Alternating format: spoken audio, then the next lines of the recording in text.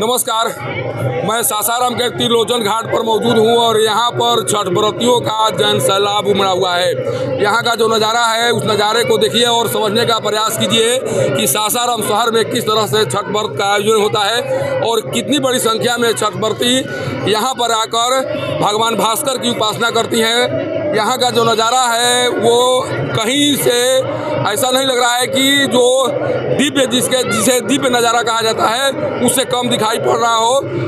महिलाएं हैं जो छठ व्रत की हुई हैं, उनके द्वारा किस तरह से भगवान भास्कर की आराधना की जा रही है मैं कैमरे के माध्यम से दिखाने का प्रयास कर रहा हूँ। यहाँ तमाम व्रती आई हुई हैं। 4 दिन का ये जो पर्व है उस पर्व को किस तरह से मना रही हैं, किस आस्था के साथ मना रही हैं। शुरुआत करते हैं, हमारे साथ एक छठ व्रती हैं, उन्हीं से शुरुआत करते हैं। छठ की हैं आप? जी हाँ। क्या मन में क्या चल रहा है? 3 दिन से ये तीसरा दिन है, कोई घबराहट बेचैनी है? कोई नहीं, बहुत आस्था है, बहुत मन में एकदम ही है, खुशी होती है। व्रत के करने के बाद मनोकामना पूर्ण होती है, इस तरह का है? जी हमेशा हमेशा हमेशा हमेशा से गीत उत गाती हैं, छठ मैया का गीत गाती हैं। एक गीत सुनाइए कम से कम।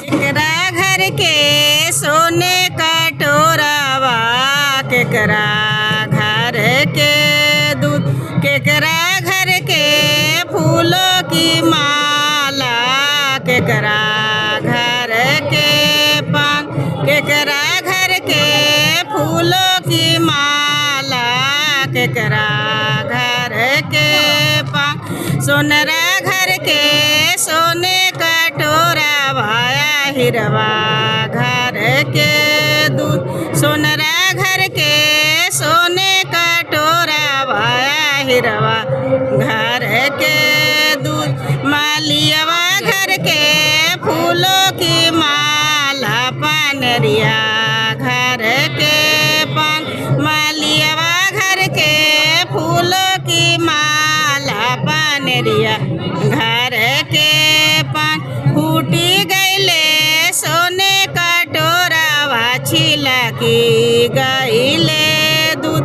फूटी गईले सोने का टोरावा, छिलकी गईले दूध, रूसी गईले सूरज दुलारू आया रघिया के, रूसी गईले आदित्य दुलारू आया रघिया के, मंगाई ले वो सोने का टोरावा, मंगाई ले वो दूध, मनाई ले वो सूरज दुलारू आया रघिया के, मनाई ले वो आदित्य दुलारू आया रघिया के बेर।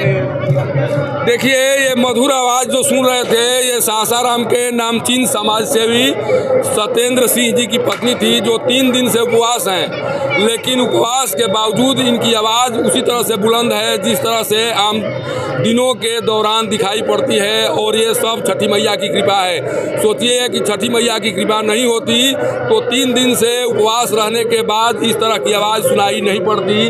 और तमाम महिलाएं जो यहाँ पर आई हुई हैं सभी के द्वारा 3 दिनों से उपवास रखा गया है। इसके बाद जो स्वर जो धुन सुनाई पड़ रहा है, जो चेहरे पर ताजगी दिखाई पड़ रही है, वो केवल भगवान भास्कर की कृपा है। और भगवान भास्कर इन लोगों के अंदर में इस तरह की शक्ति प्रदान कर दी है जिस शक्ति के बदौलत रात भर ये इसी स्थान पर रहकर उनकी उपासना करेंगी, अपने और समाज की भला के लिए दुआ मांगेंगी। और यही खासियत है महिलाओं में जो न केवल अपने लिए बल्कि अपने परिवार, समाज और देश के लिए दुआ करती हैं। और इनकी दुआओं का फल इतना असरदार होता है कि जब किसी के लिए दुआ मांगती हैं उनका कल्याण होना तय माना जाता है।